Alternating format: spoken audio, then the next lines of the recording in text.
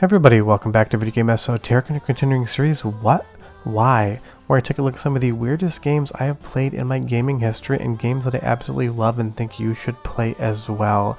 And if you've never played Katamari Damacy or Noby Boy, you are missing out, but this game that we're talking about today is absolutely outstanding. It is made by Keita Takahashi, who went on in his earlier career to make Katamari Damacy, but this is Wattam, and it is a combination of his entire work history distilled down into one interactive experience. And I use interactive experience, not game, because this is part game, part art piece, part I really don't know, but I love it all the same. When the previews for Wattam came out, no one was quite sure what you were supposed to be doing in the game, and even when you're playing it, you're still not 100% sure what is going on and why you're doing it. But when you're actually interacting with everything going on in front of you, it is colorful, it's charming, it's unique, and it has a voice all its own that you realize is so incredibly different than everything else that's being made out there. You should celebrate games like this just because they are different.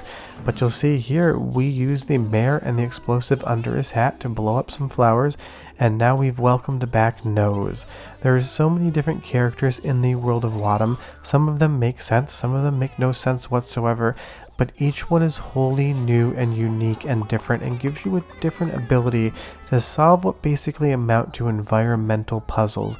You see here, there's something good to smell. You have 5 characters available and you have to use Nose or else you can't discover Acorn, because welcome back Acorn, he's here with us as well. And now that we've discovered Acorn, we can use him to grow a tree in a hole in the middle of the starting area. This game basically breadcrumbs what you're supposed to be doing and gives you just enough knowledge to understand maybe how to progress, but giving you all that experiential learning and discovery sensation to make it seem like you're figuring the game out on your own. It's not so much teaching you what to do, it's giving you these small breadcrumbs and hints as to how to interact with the world around you. But you will see here, that tree, which kind of just looks like a popsicle at this point in time, is not going to grow until we do a friendship dance around it in a circle. So every character has to hold hands, and we need to spin around to see what's going to happen. And I will say, the controls in this game are abysmal intentionally. Every character has a weight and momentum to them that basically feels like you're controlling a drunk pig who also is angry at you, for lack of a better term. But that is so much of the fun of this game, because even in Katamari Damacy, the controls in that had a sense of weight and heaviness to them. You always knew what you were trying to do, but you were always kind of trying to will the game to work within what you wanted, and Wattam is no different.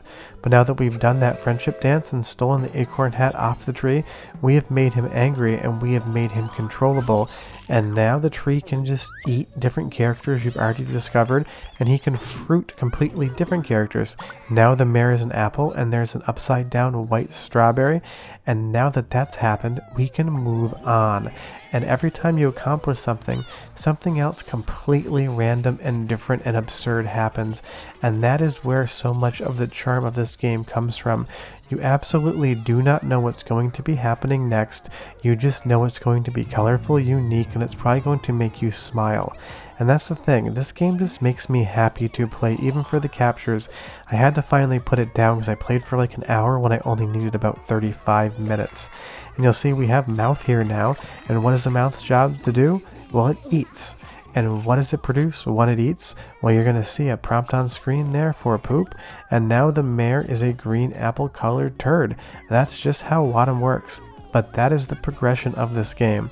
And when I first played this game from start to finish, I played it with my wife, and we were just laughing our ever-loving asses off. We were having so much fun laughing at what the game was showing us and what it was doing. But of course, because it is by the developer of Katamari, the soundtrack is absolute perfection, so welcome back Toilet, and let's listen to it for just a bit.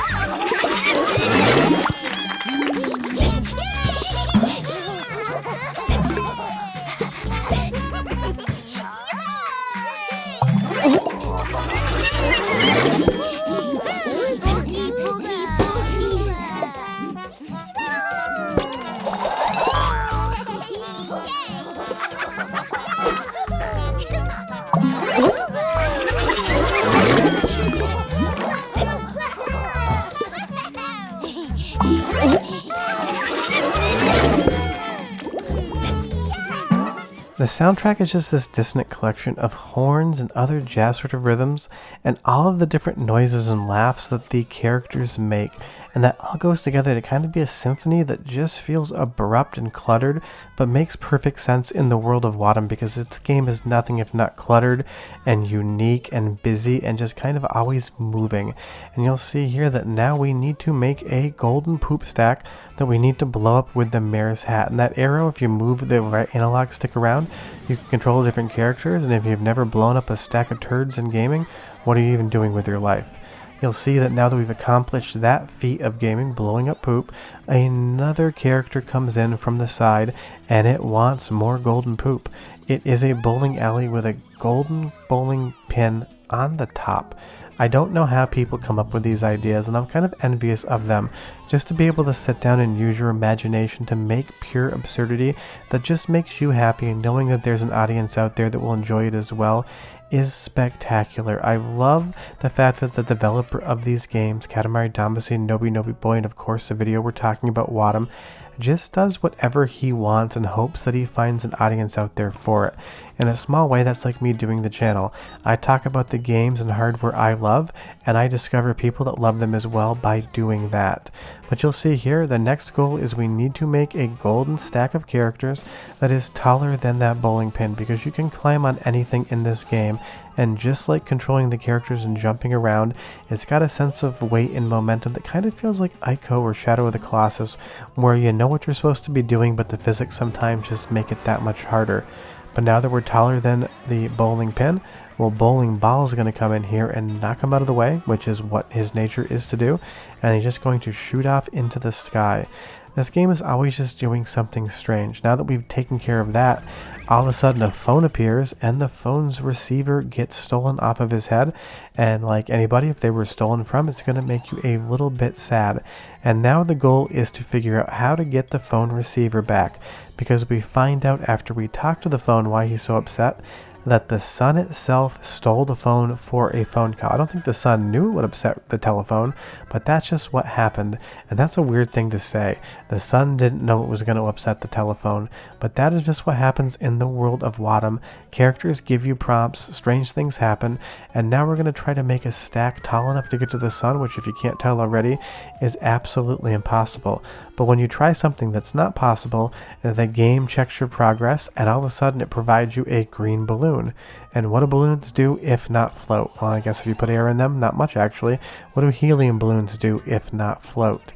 But the balloon has a problem, because you're going to find out very quickly he's a little bit afraid of heights.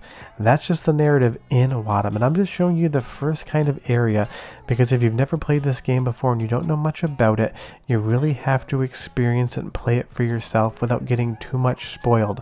Although honestly, things are so strange and absurd, it's almost impossible to spoil anything for you, because you wouldn't believe half of the stuff I would tell you was going on in this game. But now we have a golden poop on the end of a balloon, and we're able to rise up into the sky to try to get that receiver back for our telephone friend. And that's the thing. This game doesn't do much. It just makes you solve small environmental puzzles and figure out how to progress moving forward. But what it does better than almost any other video game I have ever played is it makes you happy. It makes you smile.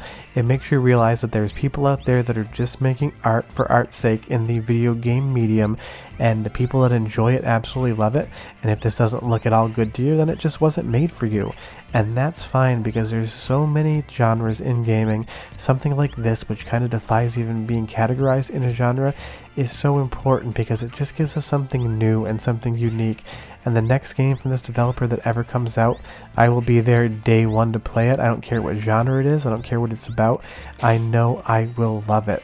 It's just so much fun. But the balloon popped the sun, which caused him to get scared and drop the receiver, which is now going to fall back to the world of Wattam. But all he wanted to do was reserve a bowling lane, and that's the thing. So many characters cause problems for other characters in this game just because they're trying to live their life. Now there is a story in this game, and it's actually relatively poignant, and I don't want to talk about it whatsoever. I've hidden it from this entire video because it's actually relatively deep once you find out what's going on in this world, but that's something you will have to discover for yourself, because spoiling the story would just be a disservice to you. But leave me a comment down below. Have you played Wattam? Did you know it existed? And if you didn't, will you just please play it for me?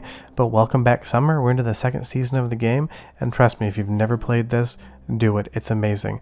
I will see you guys next time. Bye bye.